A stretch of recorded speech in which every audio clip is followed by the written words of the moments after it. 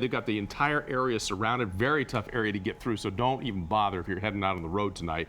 We don't know how the fire started, but as soon as we get updates in the newsroom, we'll pass them along to you. And now to our top story tonight. They are officers of the law, but tonight dozens in the Prince George's County Department say they are victims of racial discrimination. As our Annalisa Gale reports, 74 of them now lodging a complaint to the Department of Justice.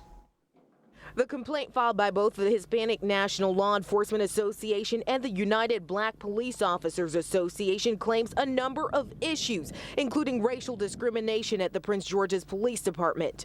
They feel that African Americans get disciplined one way and whites get moved another way. A domestic violence incident, for example, one guy may get fired, the other guy just pays a fine.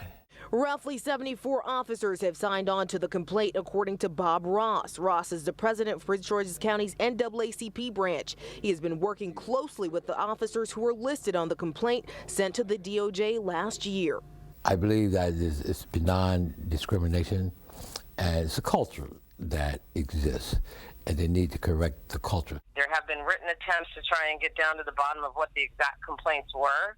Leaders with Prince George's County Police Department say the current administration wants to deal with problems if they exist. A few months ago, Chief Stawinski started creating a panel that will examine the agency's practices, promotion processes, and discipline patterns. He's going proactive. This is not a reactive move. This is all very disheartening, the way that it's been handled. Tonight we spoke briefly with Delegate Darrell Barnes, and he says he plans on meeting with the Fraternal Order of Police on Monday. In terms of the complaint, the spokesperson for the Department of Justice says it has been received and now it will be reviewed by the Civil Rights Division and they will respond. Live from the Prince George's County Police Department, Annalisa Gale, ABC 7 News. Annalisa, thank you very much. A woman dead after being struck by a car in Fairfax County. Skytrack 7 flew over the scene along Little River Turnpike at Braddock Road. The car stayed on the scene. The circumstances are still under investigation.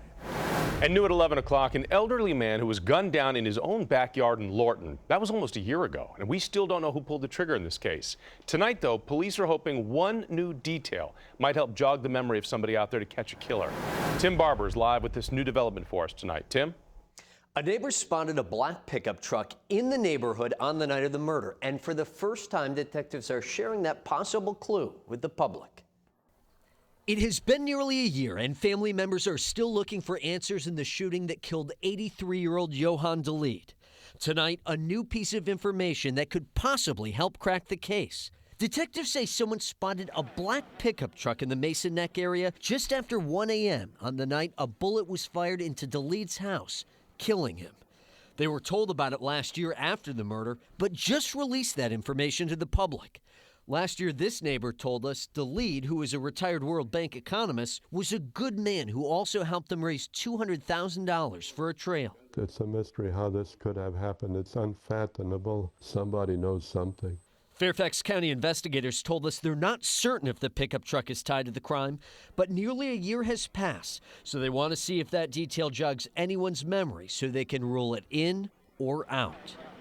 If you have any information that could help the Fairfax County Police Department, you can call them or Crime Solvers.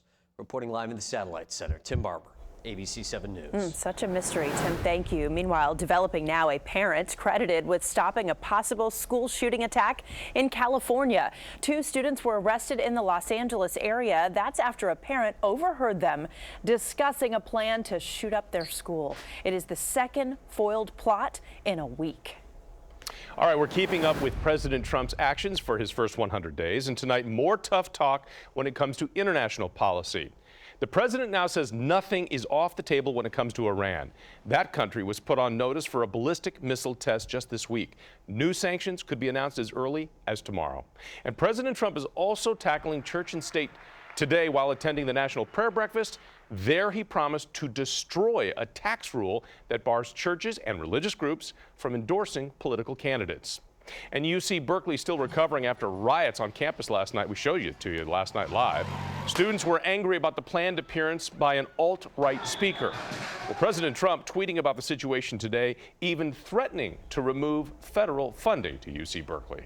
Well, new tonight, Uber's CEO is dropping out of the president's Business Advisory Council. You may have seen a backlash on social media over Travis Kalanick's seat on that group. There were even calls to boycott the rideshare service. Well, CNN reports Kalanick said in a memo that being on that council was not meant to be an endorsement of the Trump agenda. Well, something you don't see a lot on a busy Thursday in New York City. Bodegas closed. In fact, this is actually all part of a protest against President Trump's immigration orders. An estimated 1,000 Yemeni Americans shut down their grocery and corner stores today. They also held a rally tonight that drew a very big crowd.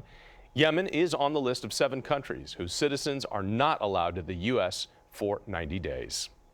And protesters not on the streets, but in a D.C. court today. 10 of the protesters were arraigned on felony riot charges.